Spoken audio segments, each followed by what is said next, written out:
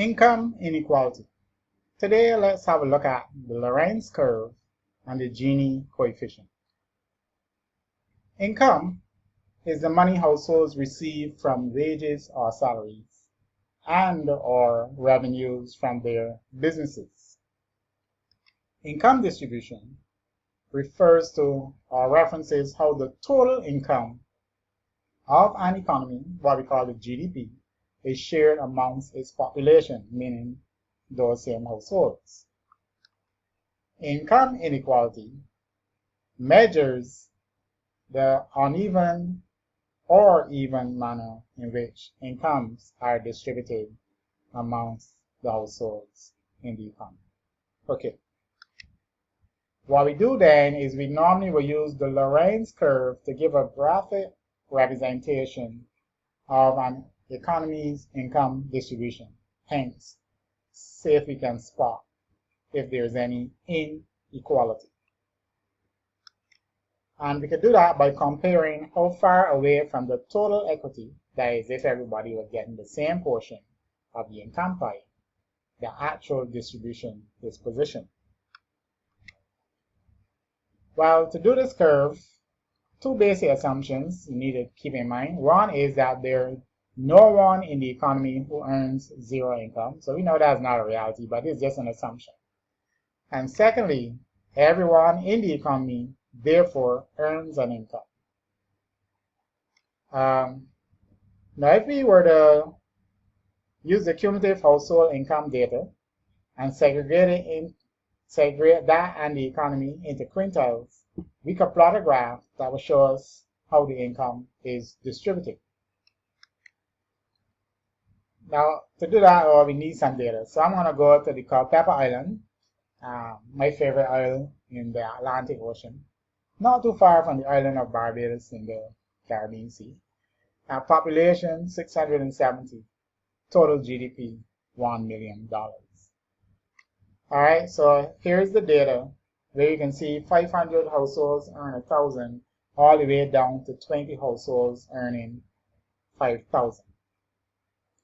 Alright, now the curve obviously will be plotted on a graph where the x-axis will represent the cumulative percentage of households in the economy, and I would segregate them, as I said, in quintiles, which is blocks of 20.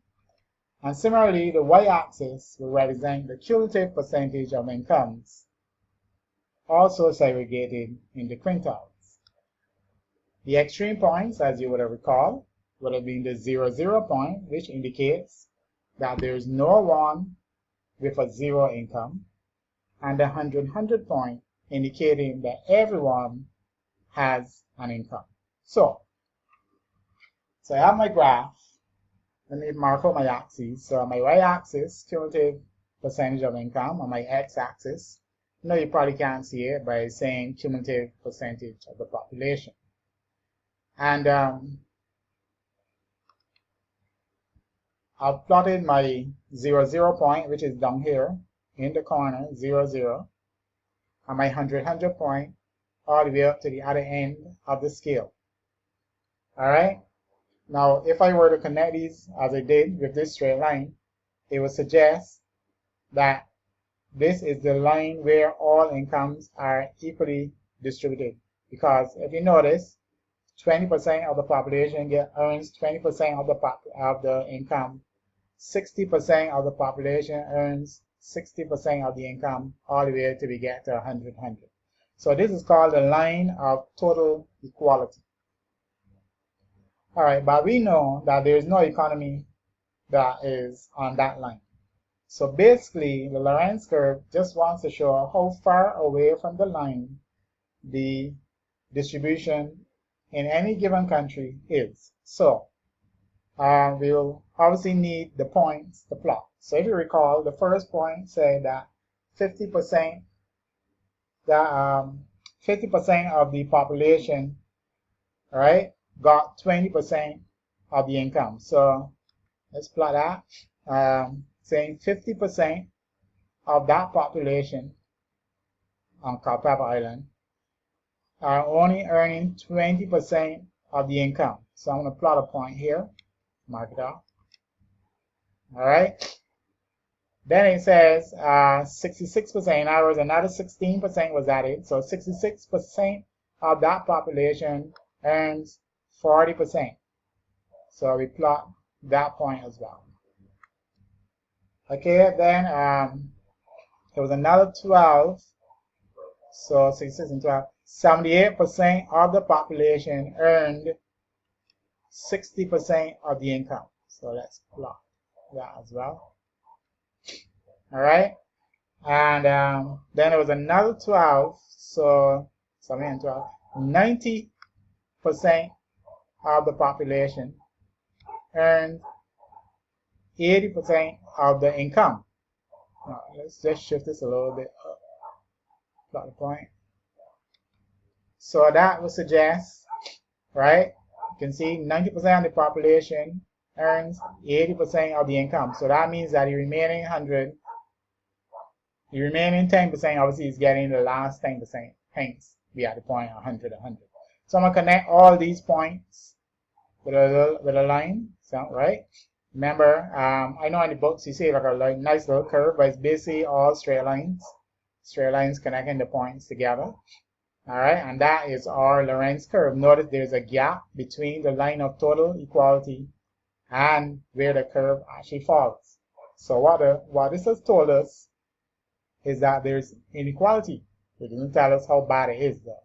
So we're just using a visual and thinking that maybe it looks really bad, but maybe it's not. So let's see. Let's darken the lines a little bit though. All right, good. So there you go, a little darker. Good. So there's our Lorenz curve, and we can use the Lorenz curve to work out the Gini index, which will give us a number now to give us in figures how bad this inequality is or how good it is. All right. So I'm dividing the area under the curve into two parts, A and B. So A is the area between the line of equality and the curve, and B is all the remaining area.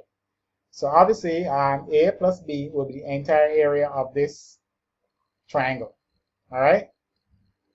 Now what we want to do though is to find out what is A, but A looks a little more difficult to measure than if I were to measure B.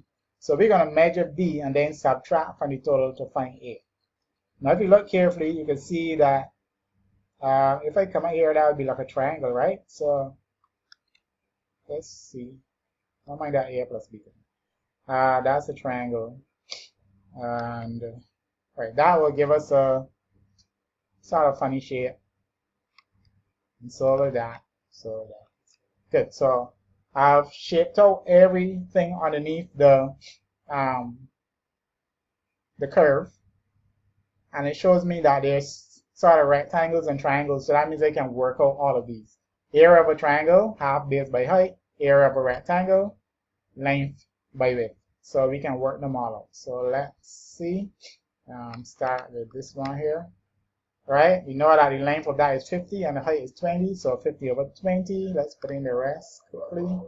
16 by 20. And that goes up 20 and goes across 16. So half. 12 by 40. And again, that is only half of that. So 12 by 20. And this is 12 by 60. Notice that line only goes across 12 and it's still going at 20. So 12 by 20 and 10 by 80. And that is still going across 10 and going at 20. So good. So I got all the measurements. We just got to work them out. So 50 over 2 by 20 is what? 25 by 20. That's 500. And you can quickly work out the rest. Yeah, call them as you go. Yeah, go ahead. Good. All right.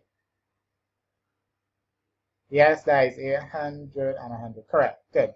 So what you have to do now is add all of these together to find out what is this area underneath here. Subtract it from the total. What would be the total though? The total we said would be 100 over 2, because notice it goes all the way across the 100. But this is the base, so if I divide this in 2, it will be 100 over 2, and it goes all the way up to 100. So 100 over 2 by 100 is 5,000. So the entire thing is 5,000. So if I work out, if you tell me now what this is, so work it out quickly, yes. How much you get? 3,300 and, all right, let's see. All right, so correct. You got 3,320, which is B. And A, therefore, is 5,000 minus the 3320, 1680. So that would mean that, ignore that A plus B, because B obviously is only, right, A plus B, sorry. A plus B is the 5,000. B is 3,300. So we really want A and the entire area under there to get the joining coefficient. Remember, is A over the A plus B. So A over A plus B is 1680 divided by 5,000, which is 0.34. Good. So the Gini coefficient there is 0.34. So in conclusion, the Lorenz curve has revealed that the income distribution on Culpeper Island was uneven. In other words, there was some income inequality. However, the Gini index suggests that there was adequate equality in the distribution. And why am I saying adequate? Because the rule of thumb says if it's less than 3, it's good. If it's over 4, then it's a big problem. So obviously, if it's in between, then it's probably all right. So thanks for listening. Continue your revision.